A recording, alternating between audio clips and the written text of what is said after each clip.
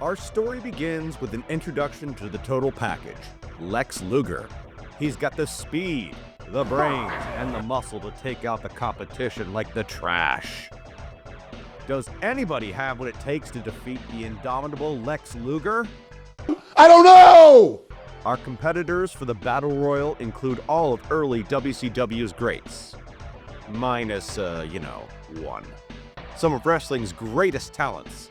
Arn Anderson, Big Van Vader, the Steiner Brothers, Brian Pillman, Ron Simmons, Barry Windham, Cody Rhodes' older brother, Terry Taylor, Johnny B. Bad, Tom Zank, The Diamond Stud, PN News, El Gigante. But where's Sting? Oh, he's just over there being Sting, with his Sting face paint signing autographs for all the little stingers in his Sting tights. Sting. I wonder if he wishes that Ric Flair was here. Our competition for the day? A Battle Royal. To sum it all up, you go over the top rope, you're done. You don't go over the top rope by the time it's done, you're the winner. Get a trophy and a bunch of money for a charity of your choice, and a shot at Lex Luger's WCW title. Our commentary team, Paul E. Dangerously, Missy Hyatt, and JR himself, Jim Ross. The action begins. Fists fly, kicks fly, Brian Pillman flies. Johnny, don't be mad! Johnny, be gay! People cheer, people boo. It's wrestling. Irish whips are thrown, karate chops are thrown, headlocks are given, and El Gigante displays more mobility than he ever did in his entire wrestling career, taking on several men at once. However, the numbers don't lie, and they spell disaster for El Gigante at the Battle Royal, and he's thrown out, probably breaking several bones as he hits the floor. Johnny B. Bad shines like a radiant god as Tom Zank is thrown out of the ring, probably concussing him in the process. But the question still remains, where is Lex Luger? No time to question that though, as Ron Simmons tussles with Johnny B. Bad, throwing him into a corner. Barry Windham grabs him by the hair, but that only manages to transform Johnny B. Bad into a Catman, completely distracting everyone from WCW's most menacing foe, a bunch of guys in dark trench coats, who start to kidnap the little stingers, just long enough for Barry Windham to be thrown out of the ring by Johnny B. Bad, who's throwing his fist back.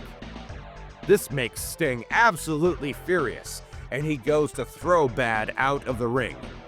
Unfortunately, Johnny B. Bad now has cat-like reflexes, and he climbs back into the ring at the last second, only to be grabbed instantly by PN News. Rick Steiner is thrown out of the ring. Take that, Michigan University, and hurts his ankle. After a bit of flying on his own, Rick's brother Scott Steiner splashes into Johnny B. Bad before delivering a soliloquy in his brother's honor, seeing him hurt outside the ring. A masterfully written, verbose monologue that would put Sophocles and Arthur Miller to shame. And after it's all said and done, you're gonna be taking splinters out of your fat asses all night long because you got some fat asses. The only chance you have no chance, but you had a chance, is that you can run lickety split. Because you can't run because you got some fat asses. He leaps out of the ring to help his brother Scott and is eliminated. Sting clenches onto Arn Anderson like a scorpion grabbing its prey and delivers a brain-battering pile driver to the former brainbuster. Big Van Vader, wearing his much less iconic mask, mind you, is in the ropes with a bunch of backstabbing heels clenching onto him. Seeing the opportunity, Ron Simmons delivers a flying kick to Vader, and the baddies spill out of the ring. Somehow magically back into the ring, Vader and Sting hug on the ropes, and the Diamond Stud delivers a flying kick of his own. Probably using instant transmission, Johnny B. Bad slips away from Ron Simmons, delivering a punch to the former NFL Super Pro. But not really, NFL Super Pro is another comic. Magically outside the ring again, Vader walks away, probably to get a slushie and a hot dog. The Diamond Stud lifts up the 400-pound PN News and press slams him outside of the ring, convincing him to join Vader at the local 7-Eleven, which is hopefully still standing after the earthquake that probably occurred. More action ensues, and Bad is finally kicked out of the ring. but not really. Again, cat-like reflexes. And hangs on! Diamond Stud and Bad double-team Ron Simmons, smiling like the cocky heels that they are. But they forget, Ron Simmons is Ron Simmons. And he throws Stud at Bad.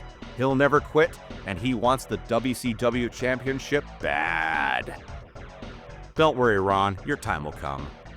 Sting stinger-sizes Stud and flops him out like a dud. Indeed, Stud is a dud. Sting sneers snidely, having just about enough of Bad's Little Richard cosplay. But his charge backfires, and he flies out of the ring, leading Ron Simmons to face up against the tanned Mark Merrow. Picking him up and crutching him over his knee Bane style, Ron Simmons defeats Johnny B. Bad and wins the Battle Royal. Missy Hyatt throws Ron's hand up in victory as he stands over his trophy. Oh God, please don't sit down. But we see none other than Lex Luger shed his Ninja Turtle disguise and charge into the ring. He cracks the trophy over Ron's skull and delivers a horrific piledriver of his own to the former defensive tackle.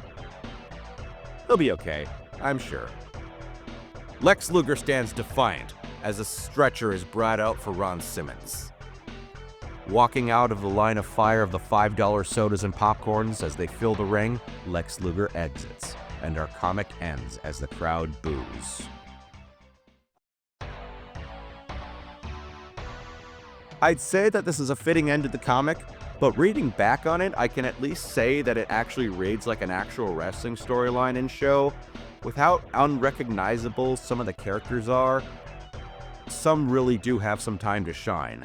We can laugh at it, but we can also enjoy it.